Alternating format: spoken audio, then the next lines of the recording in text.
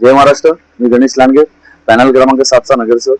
आता आपण बघत असाल कल्याण डोंबिवली महानगरपालिका क्षेत्रामध्ये वाढत्या भटक्या कुत्र्यांची संख्या जी वाढत आहे, त्याच्यानंतर वारंवार आपण बघत असाल की हल्ले पण होत आहेत. तर आम्ही एक मोहीम राबवली आहे, त्याच्यामध्ये कुत्र्यांना रेबीज इंजेक्शन देतो, जेणेकरून त्या कुत्र्यांनी कोणावरती हल्ला केला तर त्या कुत्र्याला समजा रेबीज असेल तर त्याची लागण त्या माणसाला होणार नाही.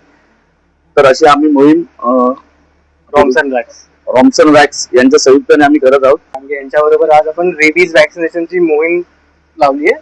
प्रत्येक एरियामध्ये जाऊन जिकडे जिकडे भटक्या कुत्र्यांचं प्रमाण जास्त आहे त्यावेळेला आपण रेबीजची वॅक्सिन देतोय. याचा असा फायदा आहे की जरी ते कुत्रे कोणाला चावले तर त्यांना रेबीजची लागण होणार नाही.